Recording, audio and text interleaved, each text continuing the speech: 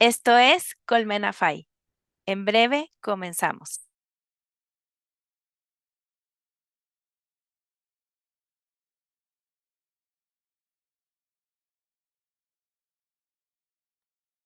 Listo.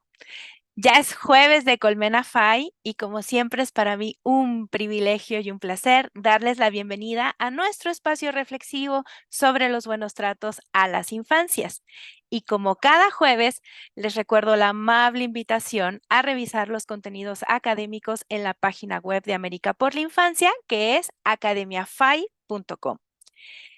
Este es un episodio muy especial, pues hoy en Colmena Fai cumplimos 50 episodios entretejidos con mucho cariño y mucho entusiasmo, pero sobre todo con el compromiso de entregar información basada en evidencia científica que aporte al bienestar de niñas, niños, adolescentes, jóvenes y sus familias.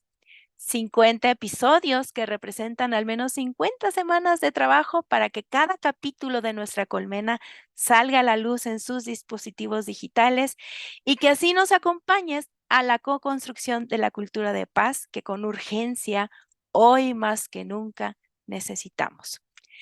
Y para este episodio solo podría estar una persona como invitado de honor, la persona que muy generosamente pensó en mí para hacer realidad este hermoso proyecto, el doctor Esteban Gómez Mucio, nuestro director ejecutivo de América por la Infancia. Bienvenido, querido Esteban. Gracias, Traudy, gracias. Un abrazo enorme. Estamos de un lado a otro del continente, ¿no? Estamos desde Chile a México Eh, abrazando a Latinoamérica en este episodio 50, con mucho Ay, amor, con sí. mucho buen trato, con mucha reflexión.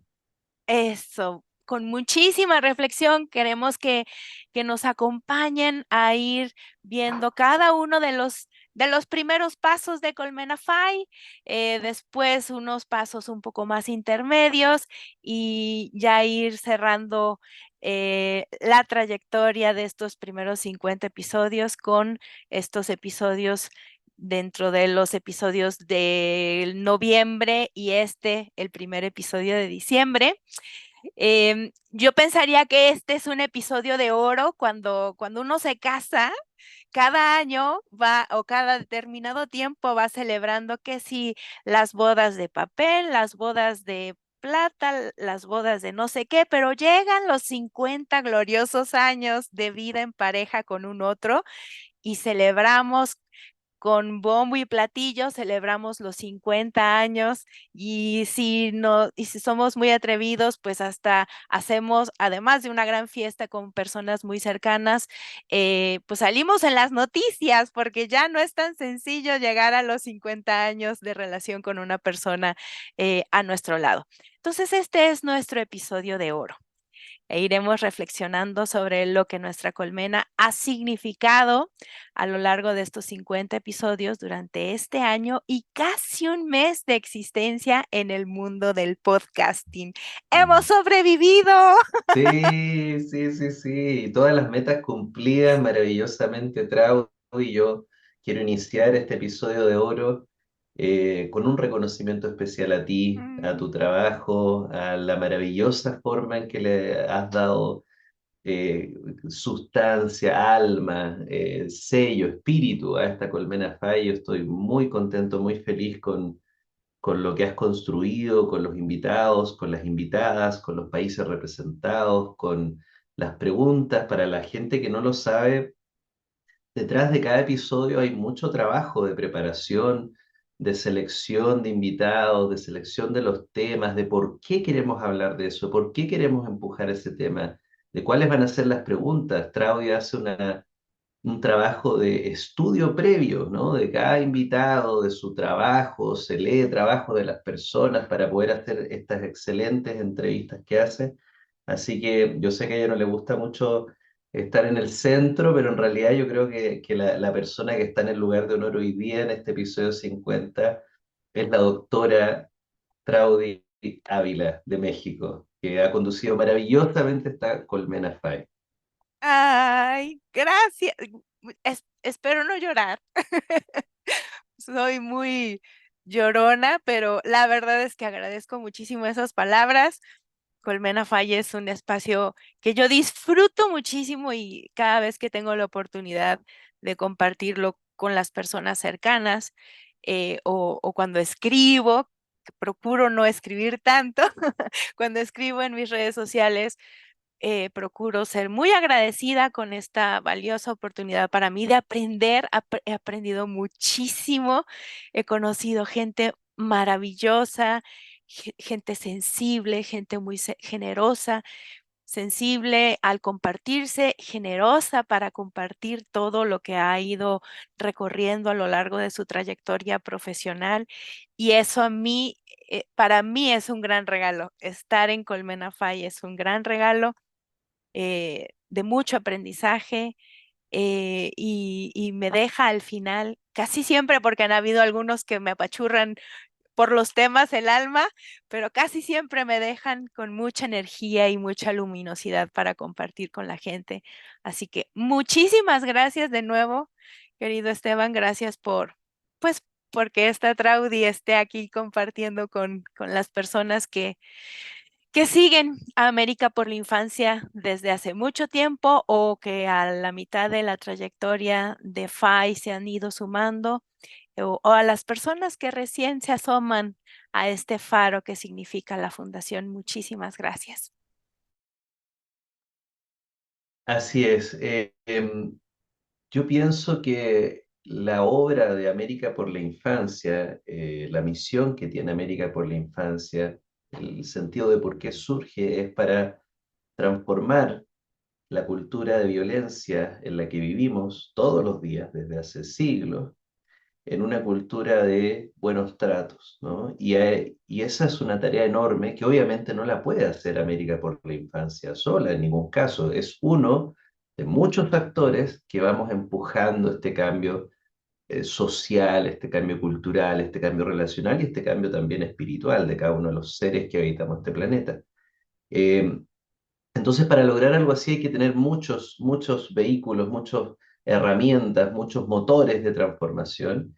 Y Colmena es uno de esos motores, ¿no? Colmena es uno de esos motores que permite llegar a la reflexión de una manera, en el formato podcast, que es algo que nosotros no conocíamos y que con Colmena lo hemos venido conociendo institucionalmente y ha resultado maravilloso. Yo a veces viajo y me topo en distintos países con gente que dice, oye, me encanta el podcast, lo escucho en Argentina, en Costa Rica, en Ecuador me topé con gente que me decía, me encanta el podcast y la que estaba al lado le decía, ¿qué podcast? Tienes que seguirlo, búscalo en Spotify, @colmenafy.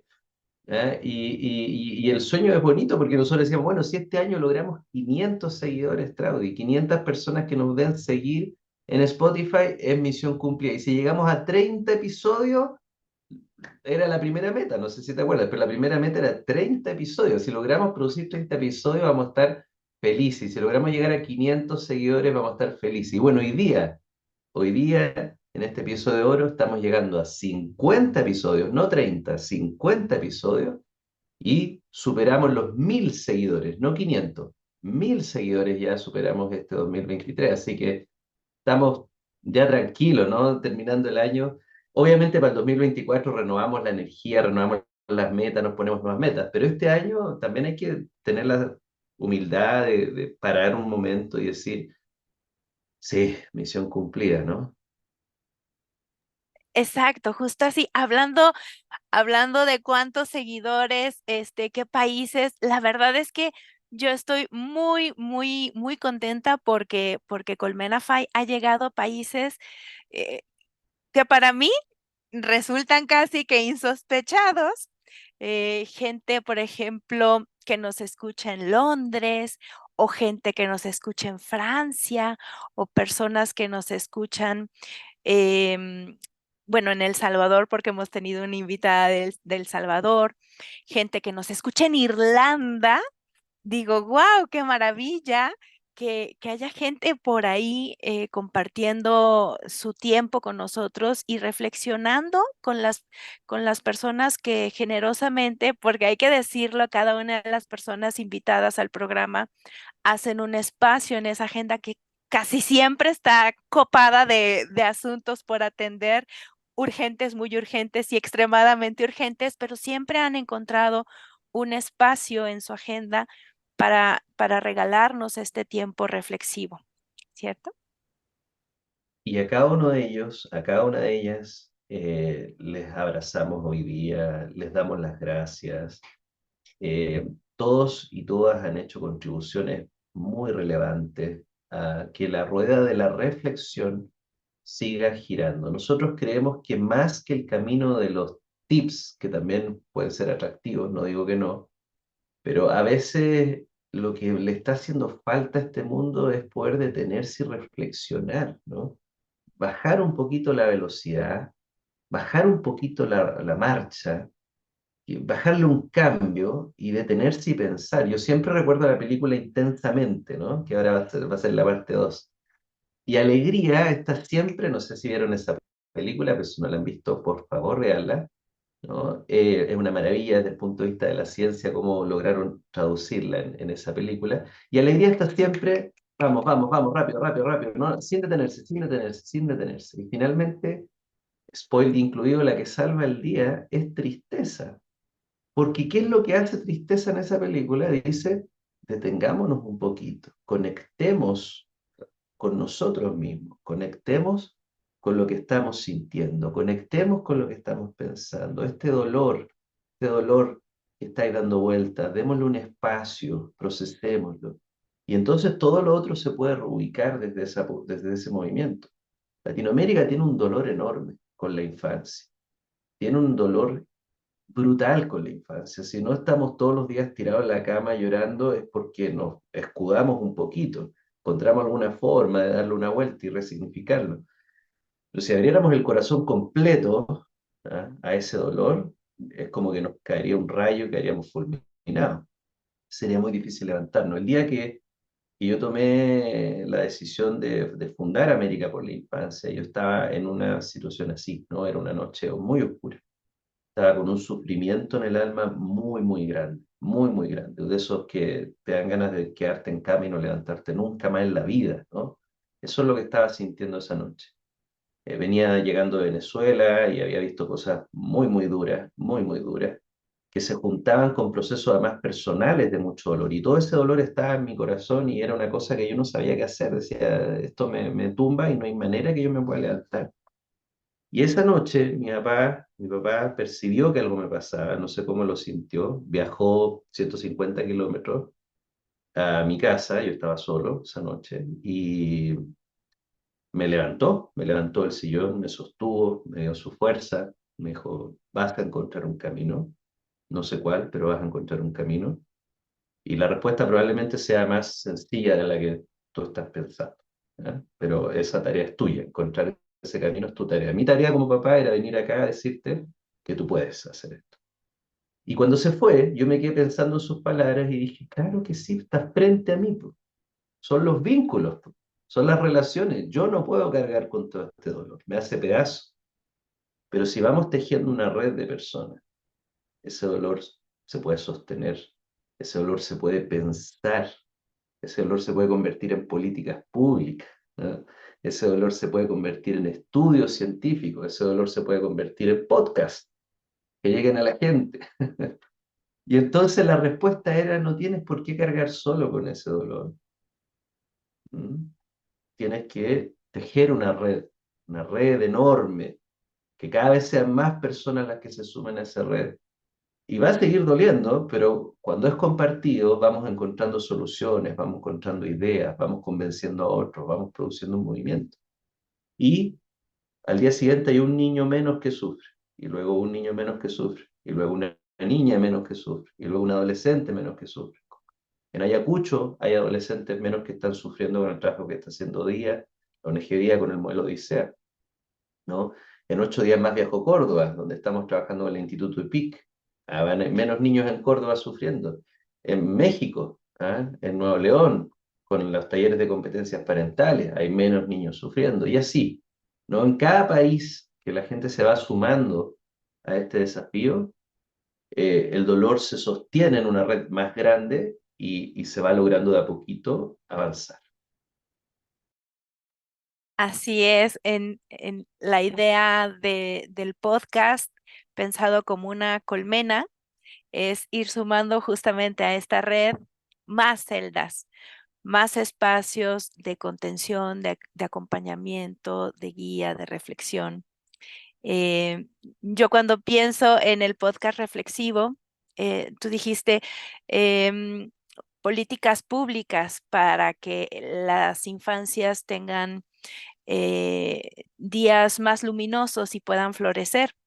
Mencionaste al Instituto IPIC en Argentina, por cierto, su directora y fundadora estuvo con nosotros hablando en un especial de trauma, estuvo hablando sobre trauma infantil y el tema de las políticas públicas, en el tema de las políticas públicas mencionaste justamente a Nuevo León, que es uno de estos estados en donde el sistema integral de sistema nacional de protección integral de niñas, niños y adolescentes es muy activo. El CIPINA estatal es muy activo, el CIPINA municipal es muy activo y hemos tenido al menos uno, dos, tres, cuatro episodios hablando sobre la protección integral hacia las infancias con personas altamente capacitadas para hablar sobre derechos humanos, para hablar enfoque de la niñez, para hablar sobre la protección integral de las infancias, para hablar, hace poquito salió el último episodio, el episodio 47, para celebrar, conmemorar el Día Universal o el Día Mundial de la Niñez, justamente en el marco de la conmemoración de la Convención de los Derechos de las Niñas y de los Niños. Entonces, hemos tenido varios, al menos estos episodios cuatro, hablando sobre políticas públicas para que las personas que viven al lado de tu casa o que te topas en el metro o que te encuentras en la calle tengan acceso a esta información, esto que tú llamas democratización del conocimiento, y que me parece algo súper necesario para que la divulgación de la ciencia en términos del desarrollo infantil y de la cultura de paz sean una realidad, porque encima de los pilares de la fundación, encima de los ejes que rigen a la Fundación América por la Infancia, yo encuentro este concepto paraguas que es ecología de la parentalidad, ¿cierto? Sí, correcto. Bronfenbrenner, ya que trajiste la ecología, Uri Bronfenbrenner, al que le debemos tanto, ¿no? Fue un psicólogo que planteó un modelo que se llama bioecológico, que nos hace pensar de la neurona a la cultura y de la cultura a la neurona. Entonces podemos dialogar en todos esos niveles. Por eso en Colmena Fai tenemos distintas profesiones representadas, distintos niveles de análisis, ¿no? Desde el nivel más biológico hasta el nivel cultural y social, pasando por el nivel vincular, el nivel familiar, el nivel escolar, de las instituciones, de las comunidades, de las instituciones gubernamentales, porque todos y todos esos niveles tienen que incluirse en la ecuación, ¿no? Y las políticas públicas tienen que ver con, en primer lugar, se llaman políticas porque tiene que ver con un trabajo político, ¿no? Eh, eh, eh, que proviene de la polis, del concepto de ciudad, donde habitamos todos. Entonces, ¿cómo nos preocupamos de la polis, de lo público y de lo político en el sentido de la convivencia, ¿ah? Que todos habitamos este lugar? ¿Cómo vivimos mejor? ¿Cómo convivimos mejor? Entonces lo político tiene que ver con dar ciertas prioridades, cómo prioriza ciertos focos por sobre otros. Y las políticas públicas es un acuerdo para priorizar ciertos focos por sobre otros. Y la gran pregunta que tenemos los que estamos en esto es cómo logramos que se priorice la infancia, que logramos que en esas prioridades políticas que toman los gobernantes estén incluidos los niños, las niñas, los adolescentes, ¿ah? Que sean prioridad, porque siempre quedan al final de la cola. O sea, mira lo que pasa con el presupuesto en México. El presupuesto, políticas públicas destinadas a infancia. Es una cosa, lo voy a decir muy a lo bruto, es impresentable, ¿no? El porcentaje, el per cápita que se gasta en México, políticas públicas de infancia, está muy por debajo del promedio de la OCDE, y México es parte de la OCDE. Entonces, ¿cómo hacemos para que los países de la región prioricen la infancia? Ahora nosotros miramos con cierta preocupación qué es lo que va a pasar en Argentina con las políticas públicas de infancia. Porque hay anuncios, no porque tengamos una posición política de un partido o de otro. FAI no es eh, política partidista, ¿no? Sino que nuestro partido son los niños. Y cuando escuchamos a alguien que dice, vamos a quitarle todo el presupuesto a los programas de infancia, se van a cortar las defensorías de la niñez, se acaban los programas de educación inicial, independiente del color político del candidato, ¿no? Sea de derecha, o sea de izquierda, o sea de centro, un candidato o un político que diga algo así, a nosotros nos preocupa. Entonces, ¿cómo se contrarresta eso? Bueno, hay que educar a la población para que presione a sus candidatos políticos, para decirles, mira, yo te doy mi voto, pero tú me proteges los niños y las niñas.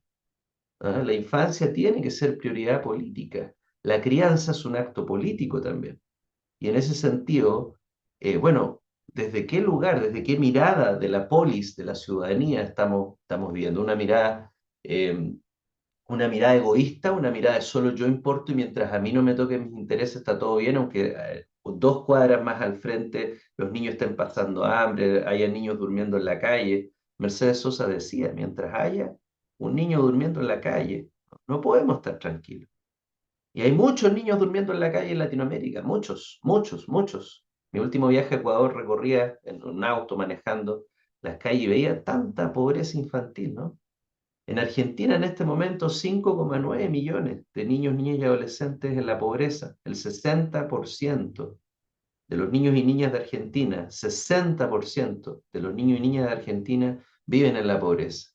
¿Cómo te haces cargo de eso, no? Entonces, por eso en Colmena FAI uno de los ejes es hablar de políticas públicas, porque así vamos educando, vamos intencionando en nuestros oyentes la conciencia de que ellos tienen que ser parte a través de presionar a los candidatos, a través de demandar en la opinión pública, a través de fiscalizar el cumplimiento de las promesas electorales, como en México lo está haciendo el Pacto por la Primera Infancia, ¿no? O en Chile el Pacto Niñez. O sea, se están creando estas coaliciones de ONGs, académicos, etcétera, sociedad civil, que dice tenemos que unirnos políticamente, independiente de nuestros partidos políticos, tenemos que unirnos políticamente por la causa de la infancia. Justamente, IFAI forma parte del Pacto por la Primera Infancia como una de las cientos, si no mal recuerdo, eran más de 400 organizaciones que están conglomeradas en esta organización, forman parte de la sociedad civil. Y entonces, yo recuerdo, hice un poquito de mi tarea y estuve escuchando los episodios nuevamente. No, me cuesta escucharme, casi siempre le voy adelantando a mi participación, pero por suerte casi procuro no hablar tanto. Y justamente esto último que tú decías de que los estados tienen que hacer a través de las políticas públicas realidad el bienestar de las infancias, yo les invitaría a escuchar el episodio número 4 con la licenciada Mariana Villalobos, porque con ella nos decía, la principal figura de garantías de derechos es el Estado a través de las políticas públicas y detrás del Estado, que era lo que tú nos decías, detrás del Estado está toda la comunidad. ¿Cómo? A través de escuchar, por ejemplo, el podcast de Colmena Fai, invitar a más personas a que se sumen a seguirnos y a reflexionar con nosotros para que seamos nosotros quienes exijamos cada vez que un candidato o candidata nos va a pedir el voto, volteen a ver esta infancia. Por cierto, hay un episodio, hay varios episodios, ahora que lo recuerdo, al menos uno lleva el título maravilloso de Economía de la Primera Infancia con una doctora uruguaya, Ana Balsa, ella nos explicaba justamente por qué invertir en la primera infancia resulta tan remunerable económicamente. Lástima que invertir en la primera infancia es como invertir en los cimientos o en el sistema hidráulico o en el sistema eléctrico de una casa. No se ve. ¿Por qué? Porque pues en 6 años esos niños que ahorita tienen 0, 1, 2, 3, 4, 5 años no van a ir a votar en las urnas, ¿no? Electoralmente no es redituable, pero si hablamos en términos de bienestar, pues es donde más reditúa cada dólar invertido en una niña o en un niño, ¿cierto? Así es, a mí me gusta que hayas traído el episodio de Mariana Villalobos, ¿no? Una gran abogada, defensora de los derechos de las niñeces, activista por la lactancia, entre otras áreas en las que ella está empujando, ¿no? No solo en Nuevo León, sino que en México más amplio, el tema del enfoque de derechos de la niña, ¿no? Con perspectiva de derechos de la niña. Es muy correcto esto, ¿no? Que como tú lo planteas, que primero va el Estado es el principal garante, el Estado es el que firmó la convención, el que ratifica la Convención Internacional de los Derechos del Niño, y al hacerlo se compromete internacionalmente, en la orgánica jurídica internacional se compromete a ejercer la obligación de garantizar estos derechos, ¿no? Todos estos derechos. Y ojo que los derechos la gente a veces te confunde, dice, claro, pero ¿y los deberes de los niños? Recordemos siempre que los derechos de la niñez son derechos humanos y en ese sentido tiene que ver con condiciones mínimas de vida digna, condiciones mínimas, tiene que ver con un mínimo bajo el cual se está violentando la dignidad humana, o sea, el derecho a tener una vivienda, el derecho a estar alimentado, el derecho a tener un nombre, tener un carnet de identidad, el derecho a tener un país, ¿no? El que pertenece y que te acoge y te protege, el derecho a la salud si estás enfermo, a la educación, ¿no? El derecho a que no te golpeen, humillen, abusen sexualmente, secuestren, exploten sexualmente, ¿no? Son cosas que cuando uno las piensa son muy básicas. Y ahí es donde a veces se confunde que no tiene nada que ver con que es que el niño me contesta mal en la casa o el niño no hace las tareas en el colegio. Está en otro nivel. O sea, está en otro nivel y hay que decirlo muy claramente. Eso que a la gente le preocupa tanto tiene que ver con las relaciones del día a día, con el vínculo, cómo te llevas con un niño. Pero cuando hablamos de derechos de la niñez, estamos hablando de otra cosa. Estamos hablando de que se construyan escuelas para que los niños puedan estudiar. Estamos hablando de que se construyan hospitales donde los niños si están enfermos se pueden atender. ¿Ah? Es cosas muy, muy fundamentales. Entonces es algo que no podemos estar en desacuerdo. Una vez que lo entendemos, no podemos estar en desacuerdo. Y Ana, que es una economista extraordinaria de la Universidad de Montevideo, con la que hemos hecho trabajos y proyectos en América por la Infancia, Ana siempre ha empujado este tema de la inversión prioritaria, ¿no? Que los estados entiendan la importancia de invertir.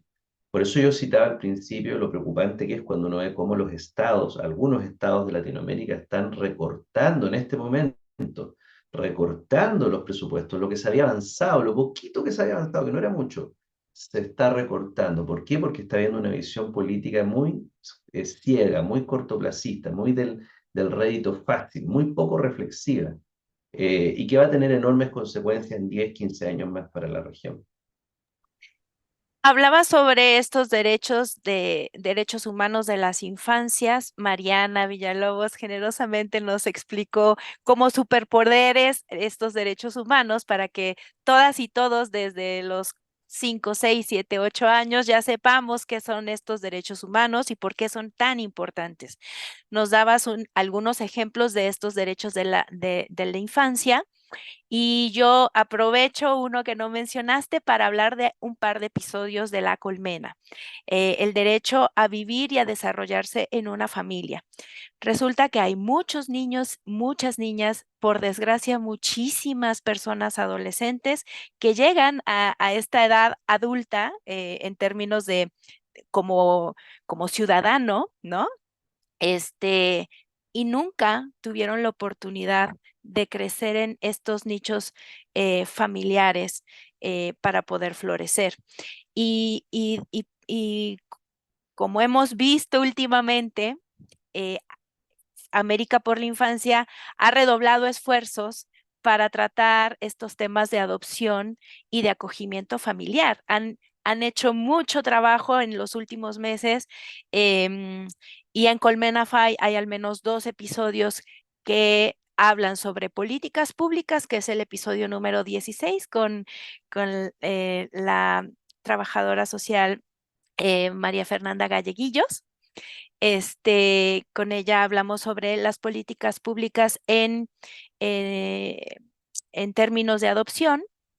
Hicimos una muy interesante reflexión sobre qué está sucediendo con estas políticas públicas a nivel Latinoamérica, aunque más focalizado en Chile, porque ella es chilena. Y hace un par de episodios salió el episodio 46, justo en el Día Mundial de la Adopción. eh, en ese episodio hablamos sobre adopción y acogimiento familiar con el magíster Gonzalo Silva Seriani. Entonces, en esos 2 episodios queda muy claro por qué es importante este derecho a la familia de las infancias. Porque es importante revisar los procedimientos por los cuales un niño o una niña es removido de su familia de origen, porque es importante la figura del acogimiento familiar y porque hay que hacer algunas em, sugerencias para que el acogimiento familiar no sea un proceso de revictimización, por ejemplo, a esta niña o a estas infancias removidas de sus familias de origen. Y por qué es tan importante promover, por ejemplo, a través del Día Mundial de la Adopción, la figura de la adopción en el mundo, porque hay muchísimas niñas y niños, adolescentes, que nunca han tenido la oportunidad de tener una familia que los cuide, los guíe, los acompañe y los proteja, ¿cierto? Correcto, es uno de los ejes temáticos de Fundación América por la Infancia, ¿no? Nosotros tenemos 8 ejes prioritarios de trabajo, son temas que impulsamos como un condensatorio de temas. Uno de esos ejes tiene que ver con el derecho a vivir en familia y articula los temas de cuidados alternativos, donde están los cuidados de base residencial, institucional y los de acogimiento familiar en familias de acogida, que es un gran desafío para Latinoamérica evolucionar de esos dos sistemas de cuidado alternativo residencial masivos que tenía Latinoamérica con 100, 200, 300 niños en una institución, a modelos de base mucho más familiar, privilegiando las familias de acogida. Es un tema que en la mayoría de los países está muy precario o ni siquiera ha comenzado, ¿no? Hay muchos países en Latinoamérica que están todavía en el sistema residencial, no han podido transitar hacia el acogimiento familiar. Hay algunos países que ya tienen experiencias incipientes o una larga trayectoria con acogimiento familiar y que han logrado algunas cosas interesantes, ¿no? Y ahí ese es uno de los ejes, cómo potenciamos mejores cuidados alternativos cuando estos derechos son gravemente vulnerados. Por ejemplo, el derecho al buen trato es gravemente vulnerado en la familia de origen. Y la adopción, en el fondo, como un último recurso, cuando no se puede restituir el derecho a vivir en familia en la familia de origen, en la familia biológica de ese niño o niña, aunque se intenta, se hace una intervención, no se logra, entonces se avanza hacia la adopción. Antiguamente la adopción era mucho más caso por cesión, o sea, madres en conflicto con su maternidad que cedían a este hijo en adopción. Pero como el estigma asociado al embarazo adolescente o a todo tipo de embarazo ha ido disminuyendo, la sociedad ha ido cambiando para bien en ese sentido, ese perfil ha ido bajando y más bien lo que hay cada vez más tiene que ver con graves vulneraciones de derechos, procesos contenciosos de alta complejidad. Una de las cosas que nosotros tuvimos, como tú bien dices, el episodio 16 a Fernanda Galleguillo, y el episodio 46 a Gonzalo Silva, hablando de estos temas, ¿no? Cuidado alternativo, acogimiento familiar y particularmente adopción. Pero yo también quiero recordar el episodio 18 y el episodio 36, ¿no? El episodio 18 con Alexis Gómez, abogado en Guanajuato, miembro del DIF de Guanajuato, que nos habló de protección integral. desafío de la protección integral. Y también de Ivette Mecot, secretaria ejecutiva del CIPINA en Nuevo León, que nos habló del desafío de construir sistemas de protección de derechos. Entonces, estos dos episodios estuvieron abocados a entender que los desafíos en acogimiento familiar, en cuidado alternativo, en adopción, se inscriben dentro de un sistema de protección de derechos, que es algo más amplio, más grande, que articula toda una oferta programática desde la promoción, la prevención primaria, la prevención secundaria, ¿no? Y la restitución de los derechos cuando ya no se pudo evitar que avanzaran las graves vulneraciones a través de la adopción. Entonces, es cómo avanzamos hacia una visión sistémica de la protección a la infancia, lo cual es un tremendo desafío. En muchos países la adopción se sigue viendo como un acto caritativo, ¿no? Muy, muy lejos de una perspectiva de derecho, muy lejos.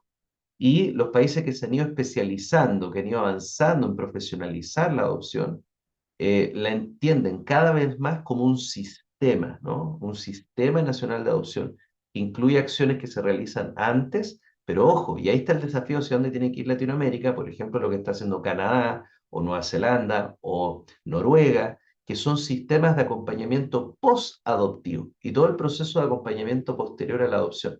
Y todo eso necesita un sistema de protección de derechos que incluye una articulación de muchos programas especializados, lo cual hoy día en la mayor parte de los países de Latinoamérica está muy lejos de ser una realidad. Tenemos que al menos empezar a instalar la visión para empezar a trabajar en esa dirección.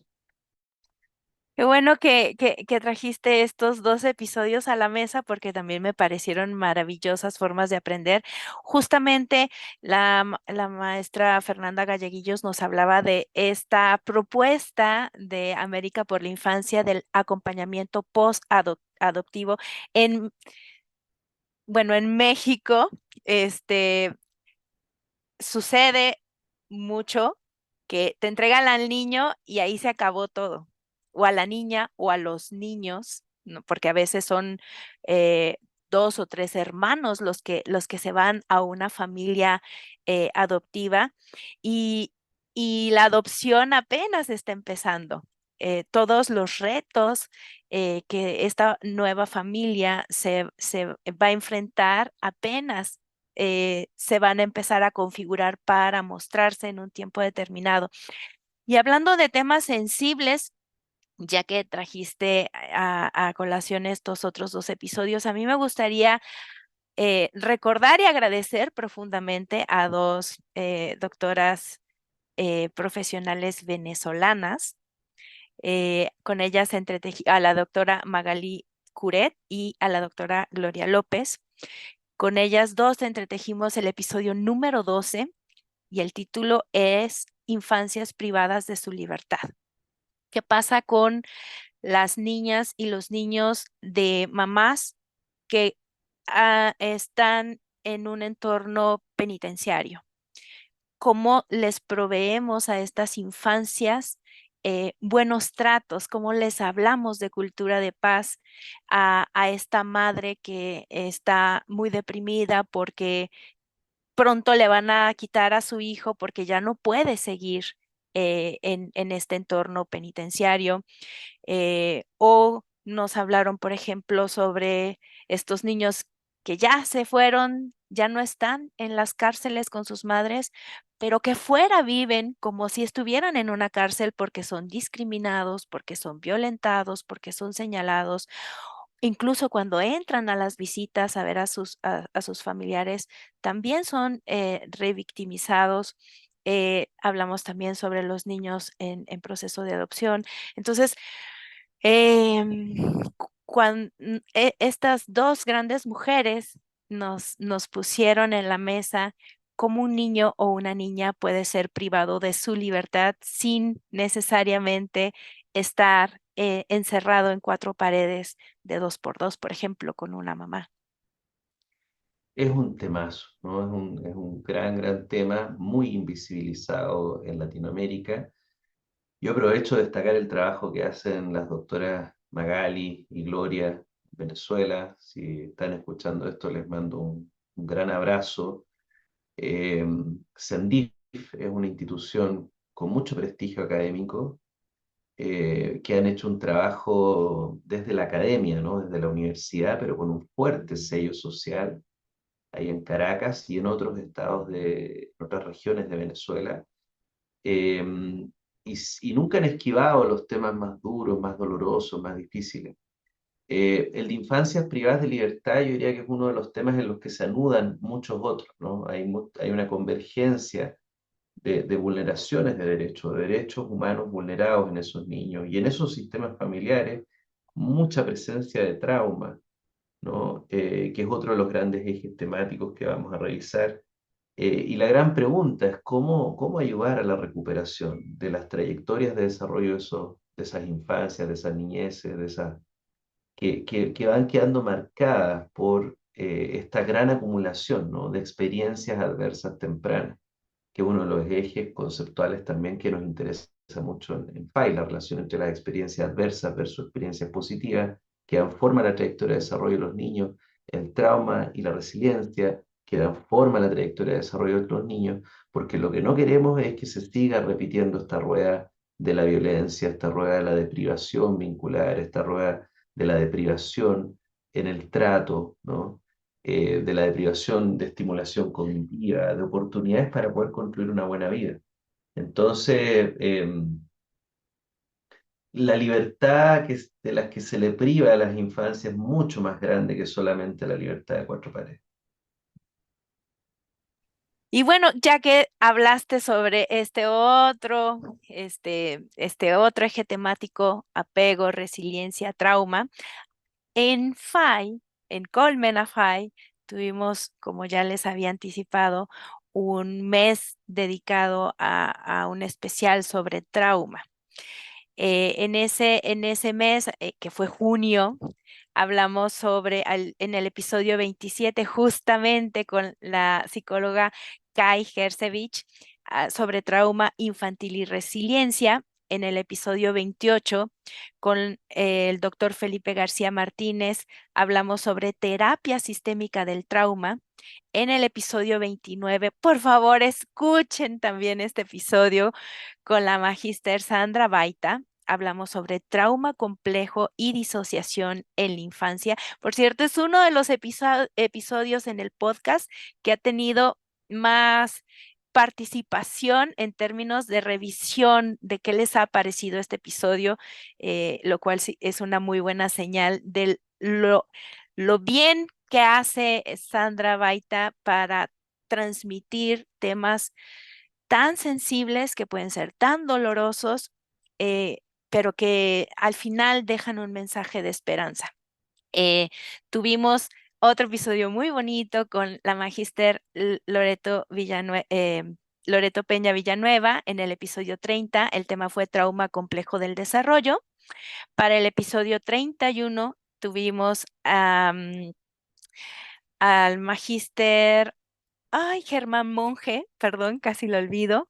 Con él hablamos sobre el modelo AMAR, son las siglas de un modelo creado por el doctor Felipe Lecalenier.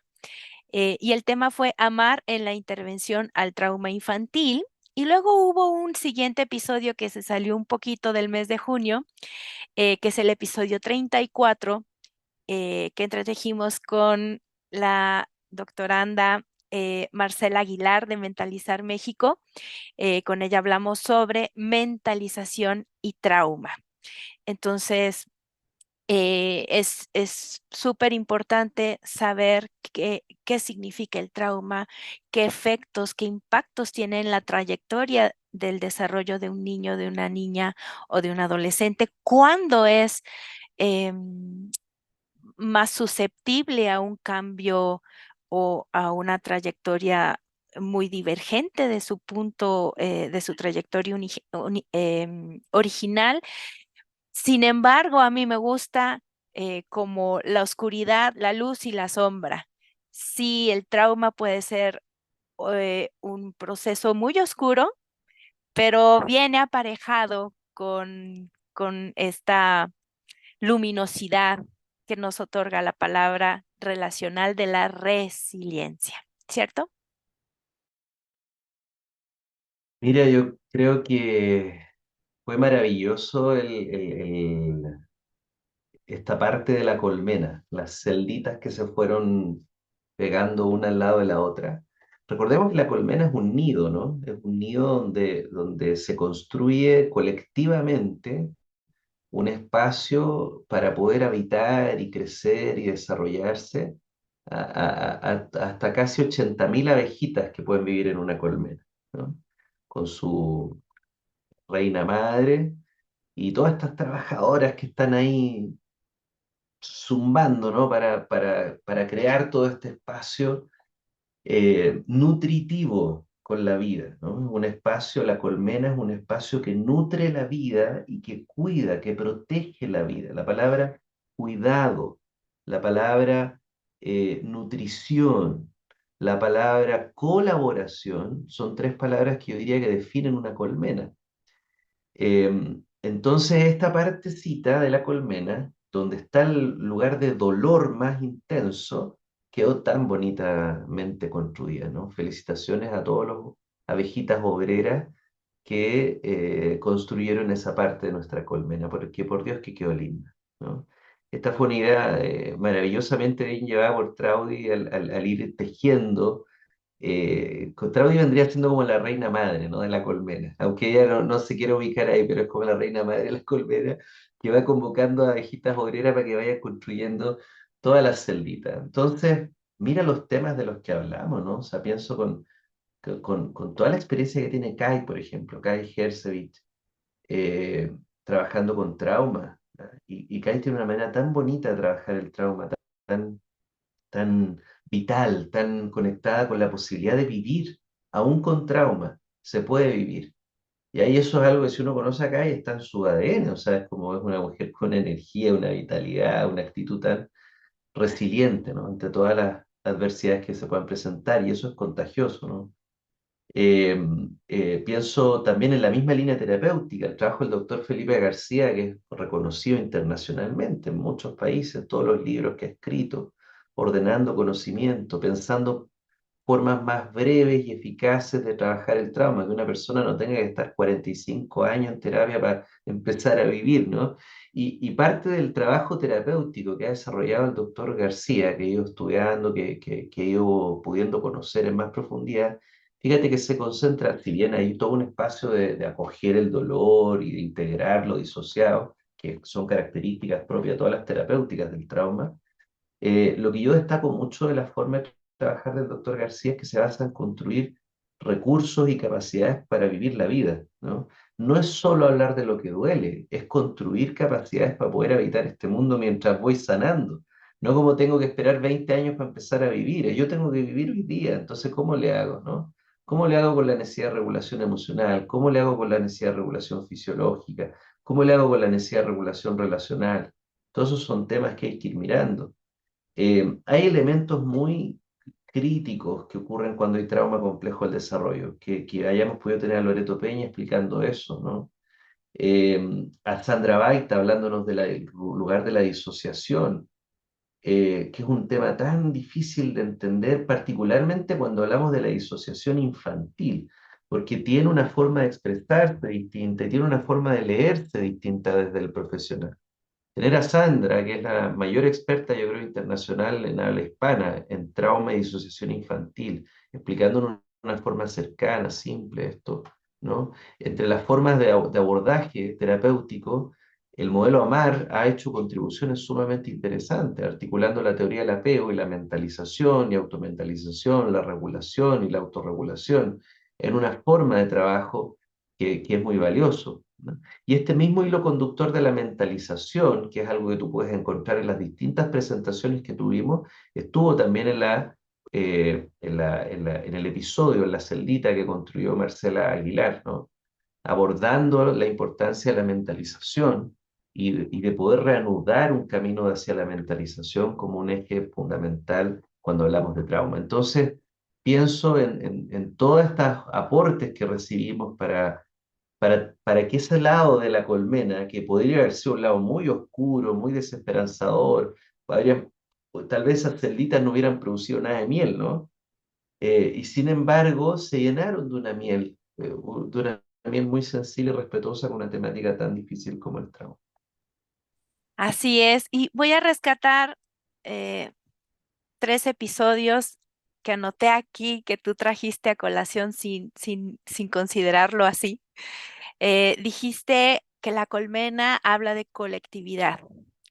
Y yo recuerdo que esta colmena se parece a una orquesta sinfónica. Y esa orquesta sinfónica la vimos en el episodio número 6 que entretejimos justamente contigo para hablar sobre tu trabajo en turnos de conversación y desarrollo socioemocional. Recuerdo que pusiste el ejemplo de participar de manera individual tocando, por ejemplo, mi hijo toca la viola, o el violín o el cello, y la diferencia en cuanto a la experiencia formando parte de una orquesta, que también mi hijo forma parte de una orquesta, y es tan distinto y como cada integrante de esta orquesta sinfónica entra en el momento en el que tiene que entrar, no antes, no después. Y recuerdo perfectamente bien que en ese episodio nos hablabas de por qué este baño del lenguaje con la característica del respeto por el ritmo del otro se vive como buen trato. No solamente es la seguridad emocional, no es la organización de la experiencia, es estas dos más el reconocimiento de la otra persona, sus tiempos y sus ritmos, y darle em, visibilidad a su mundo a través de te otorgo un turno para que existamos juntos, ¿cierto? Eh, es muy bonito cuando uno lo piensa desde el desafío de la coordinación, ¿no? Para la colaboración, cómo nos coordinamos. Ese es un desafío desde que nace un bebé y está esta pregunta, ¿quién es este ser con el que tengo que coordinarme y cómo aprendo a coordinarme? Enséñame, por favor, a coordinarme. Entonces es un tema de ritmos, de tiempos, por eso la musicalidad del vínculo es una metáfora tan bonita. Y no es ni tan metáfora, ¿no? Colin Trevorrow está haciendo estudios muy concretos sobre la musicalidad del vínculo, así muy concreto, del ritmo y la melodía del vínculo. Pero es un tema de coordinar, es un tema de ida y vuelta, ¿no? Que en este trabajo de mi tesis doctoral he podido empujar una línea de investigación que sigue teniendo resonancia. Justo ayer me escribieron de Estados Unidos que se quiere hacer una réplica bien grande de esta misma línea de investigación. Entonces, es algo que se empujó, pero que en el fondo se nutre, ¿ah? Porque yo lo planteé en términos de la conexión de la coordinación en el lenguaje para el desarrollo socioemocional, pero el principio del que se nutre es un principio del desarrollo humano, ¿no? Que es la coordinación de interacción, cómo nos vamos coordinando en la interacción. Y en ese sentido es clave para todos los procesos regulatorios. Y ahí me viene a la cabeza, por ejemplo, el episodio 9 de Gonzalo, que nos habló de apego y regulación del estrés, o Manuel, que nos habla de la biología del apego, ¿no? Entonces hay una coordinación a nivel biológico, hay una coordinación a nivel relacional, o el episodio 26 de Paola Flores, que nos habló de apego y juego, cómo en el juego se van también ofreciendo oportunidades para la coordinación de interacciones. O el episodio 13, ¿no? Donde se habló de cómo se apoya la autorregulación infantil. La doctora Cecil Mata nos habló de eso. Entonces, y luego, este principio de la coordinación en las interacciones, que ha sido un hilo conductor de todos los episodios de Colmena Fai, de estos 50 episodios hemos estado hablando de coordinación de interacciones, aparece en otros niveles, ¿no? Aparece, por ejemplo, en cómo esto se puede mirar ahora no desde el niño, sino que desde el adulto, en términos del desafío que tiene el adulto para coordinarse con un bebé en la crianza, ¿no? Y entonces, cómo vamos entrando en todos los temas de crianza desde la idea de la coordinación de interacciones. Y ahí aparecen, bueno, varios episodios de los que vamos a hablar en un ratito. Yo creo que tú estás copiando mis notas, porque justo aquí tenía el episodio 9 y el 13, el 9 de Gonzalo y el 13 de la doctora Cecil Mata. Yo recuerdo que en el episodio número 6, que fue en el que conversamos tú y yo, trajimos a la mesa a la doctora Katy Strasser y con Mm. ella entretejimos el episodio 21, en el que hablamos sobre el desarrollo del lenguaje en la primera infancia. Amé ese episodio. Digo, yo amo todos los episodios, pero, pero ese episodio me parece también pues un- una luz, ¿no? Una esperanza, em, mucha información que también puede ser útil a familias que tienen hijos o hijas dentro de la neurodiversidad o en la neurodivergencia. Por cierto, en el episodio número 3 tuvimos como invitada a otra gran profesional que es la psicóloga Gabriela Leoni, con quien hablamos sobre crianza y neurodiversidad, estos factores protectores o estos factores que nos pueden llevar al estrés y a la desconexión en nuestro ejercicio parental con nuestros niños o nuestras niñas que forman parte de la neurodivergencia o de la neurodiversidad. Este, híjole, hay muchísimos otros episodios que habría que revisar. Ya llevamos exactamente 60 minutos. Ay, ay, ay, se nos está yendo el tiempo, Pero déjame hacer una reflexión más porque hemos visto a nivel desde la neurona y la biología, desde las coordinaciones en la crianza, donde pienso también en aquellos episodios que nos hablaron de los factores que pueden hacer difícil, ¿no? Que el adulto pueda coordinarse en la interacción con los niños. Pienso, por ejemplo, en este episodio 22, donde María Maureira abordó el tema del estrés parental, ¿no? Que puede dañar, que puede perjudicar la posibilidad de estar sensible, disponible y poder coordinarse con un bebé en la crianza. Pero también me viene a la cabeza el episodio sobre el agotamiento parental, ¿no? El episodio que habló María Josefina Escobar sobre eso, como variables que perjudican la posibilidad de la coordinación. Ya voy. Pero un paso más allá de la crianza, un paso más allá de la crianza, es que pienso en que este principio de la coordinación con otros se hace muy necesario al pensar, Traudy, en las escuelas, ¿no? O sea, pienso en el nivel de las escuelas y cómo vamos transformando la educación desde este principio. Ah, el episodio 10, perfecto. El episodio 10 fue el de Josefina, agotamiento parental. Pienso también en ese otro gran campo que tocamos en Colmena Five que tiene que ver con las escuelas. Y no solo transformar las familias, no solo transformar las comunidades o la sociedad, como nos han planteado distintos invitados, sino que pienso lo importante que es poder ir a mirar las escuelas donde, déjame recordar quiénes nos hablaron de la importancia de transformar las escuelas, pero recuerdo Lucas Raspal, por ejemplo, el episodio 14, ¿no? Que nos habló de la cultura de paz en las aulas, correcto. Y había otro episodio más donde hablamos de educación emocional, el episodio 20, ¿no? Con Arnaldo Canales, de Fundación Flitch, que nos habló de la transformación de las escuelas. Entonces tuvimos estos dos episodios que nos ayudan a pensar una escuela distinta también y la importancia de cómo nos vamos coordinando las emociones en las escuelas, no solo en los espacios familiares.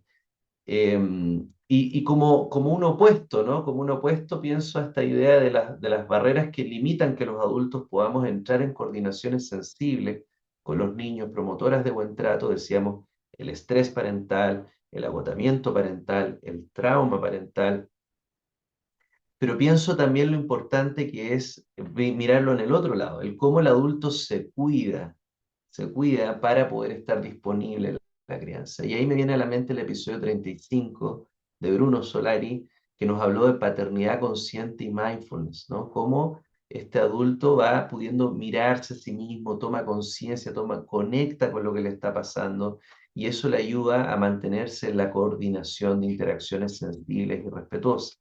Entonces yo diría que este desafío de cómo nos mantenemos conectados con nosotros mismos para sostener los procesos regulatorios de los niños es uno de los grandes ejes conductores. Pienso también en el desafío, Trau, y te doy ahora el pase a ti, pero pienso que también es un desafío para los terapeutas, para las terapeutas, ¿no? ¿Cómo nos mantenemos conectados con nosotros mismos, disponibles para nuestros pacientes? Es el mismo desafío de un docente en una escuela. ¿Cómo se mantiene disponible para un niño o niña en la educación? Bueno, ¿cómo los terapeutas, las terapeutas nos mantenemos disponibles para los niños, para los adultos en la terapia, igual que cómo los padres se mantienen disponibles para los niños en la crianza. Y aquí pienso en el episodio 11 de Christian Herreman, que nos habló de la experiencia implícita de la relación terapéutica, como uno de estos desafíos que tenemos los terapeutas para mantenernos disponibles. Y también en Carmen Casas, sin duda, el episodio 24, porque no es solo mirar el presente y tomar conciencia de lo que está ocurriendo aquí y ahora, sino que también conectarlo con una historia.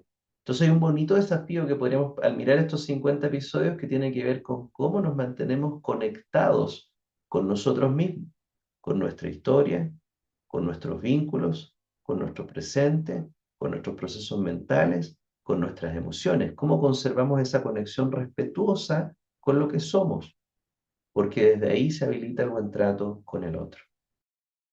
Me encanta. Justamente cuando estabas hablando sobre este proceso reflexivo, y trajiste el episodio de Bruno Solari, sobre paternidad consciente y mindfulness, siempre me cuesta esa palabra. eh, Quise traer a colación el episodio 43 del doctor Francisco Aguayo, porque en este episodio hablamos sobre la paternidad activa, la masculinidad y el cuidado. Y ustedes pensarán que tiene que ver esto con la reflexión. Resulta que fue un episodio muy, muy, muy profundo porque nos hace reflexionar sobre esta masculinidad hegemónica en la que nos hemos venido desarrollando los hombres en general y los padres en particular, todas estas emociones que recuerdo que nos invitaste al principio de este episodio a ver Intensamente porque ya está a punto de salir Intensamente 2. Estas emociones que se bloquean como esta necesidad de alegría, de no perder tiempo en escuchar a tristeza, darle cabida a todo el proceso reflexivo que le permita florecer a Riley, que es la otra protagonista de la película, todo lo que sucede en este mundo masculino cuando se pone al servicio del cuidado de un otro, ya sea de tu pareja o de tu hijo o de tu hija. Vayan y escuchen el episodio número 43. Y no me gustaría que nos fuéramos sin decirles que hubo un episodio dedicado al mundo interno adolescente, que fue el episodio número 44 con la doctora María Angélica Piz. Creo que lo dije bien. Es nuestra primera invitada del Perú, y fue un episodio verdaderamente hermoso porque nos permite ver el mundo interno adolescente a partir de verdaderamente un trabajo de investigación, un esfuerzo muy grande para entender el mundo de las adolescencias en el Perú. Resultado de ese trabajo de investigación, se publicaron 4 tomos coeditados con la UNICEF para hablar sobre temas que atañen a la adolescencia en el Perú, que yo, como le decía a ella en el episodio, pues es que Perú no es tan distinto a México. Yo creo que en Latinoamérica tenemos más o menos el mismo talón de Aquiles en muchas cosas. Y me gustó porque es una forma distinta de ver a la adolescencia. Yo recuerdo haber compartido en una charla, eh, 2 modelos de la activación del estrés. Un modelo de la activación del estrés en donde la sensación de peligro activa la amígdala y desencadena toda esta señalización neuroendocrina.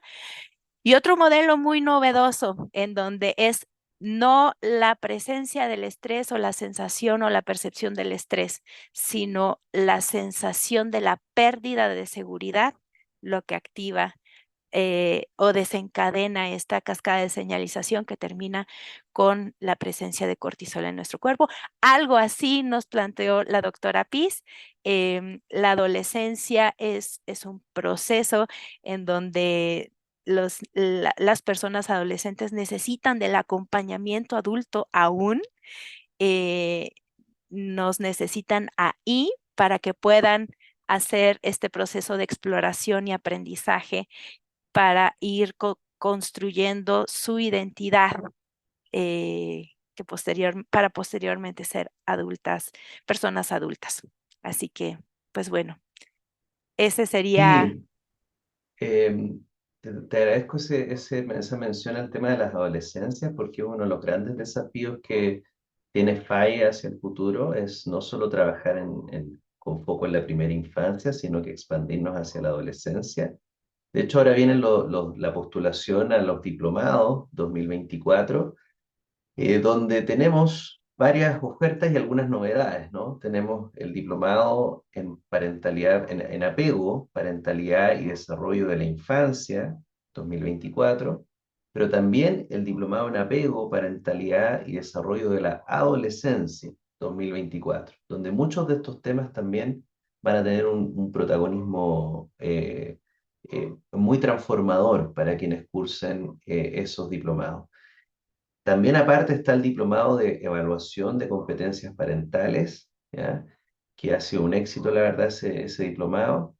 Y estamos prontos a anunciar, y esta es una primicia del episodio, que producto de la alianza entre América por la Infancia y Fundación Flitch, que tiene su foco en educación emocional en las escuelas, vamos a lanzar para 2024 un nuevo diplomado TR en educación emocional, ¿ya?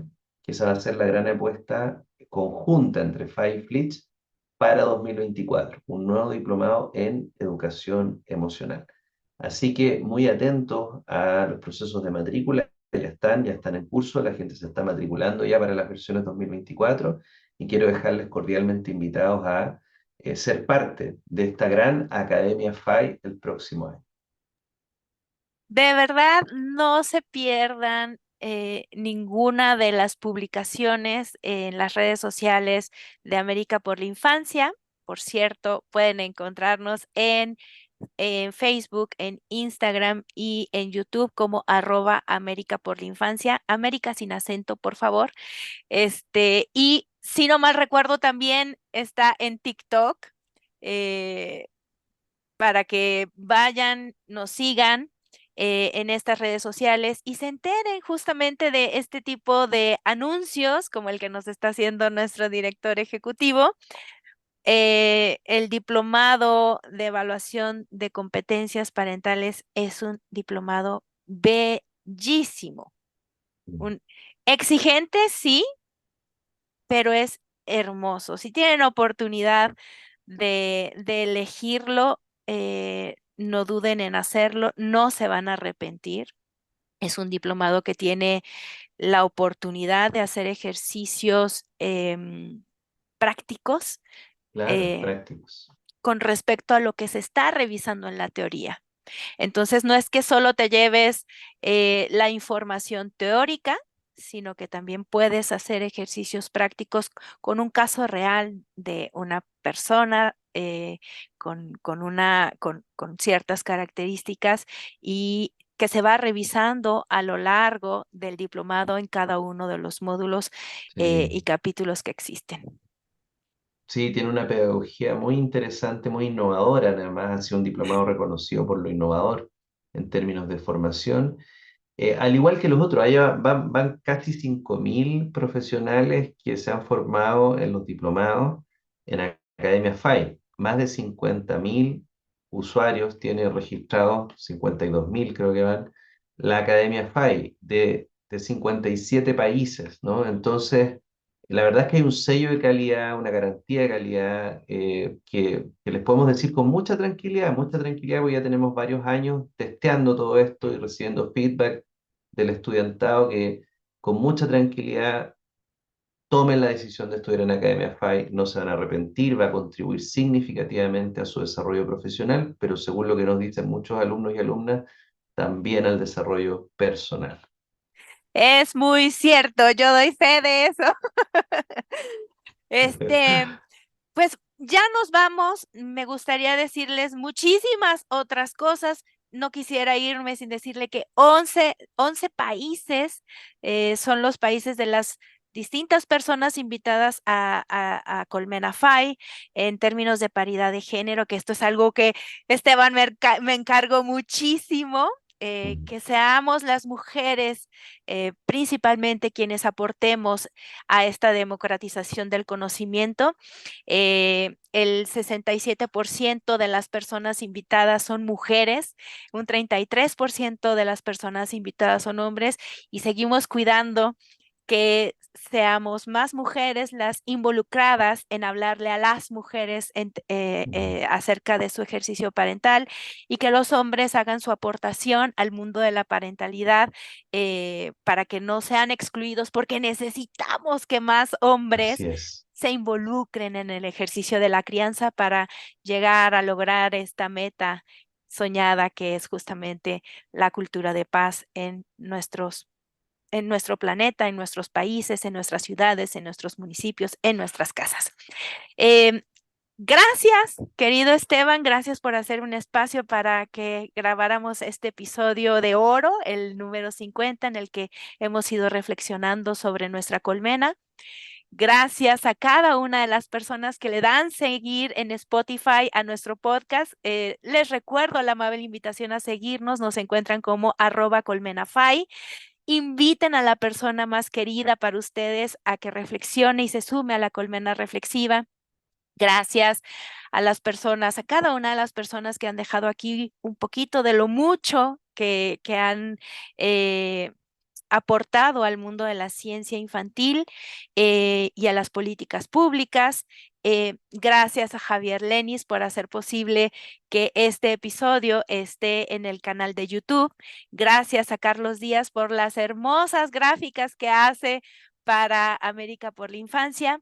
Y gracias nuevamente, Esteban, por todo lo que ha significado para mí tu paso por mi vida. Gracias. Abrazo enorme, Claudia. Hasta luego.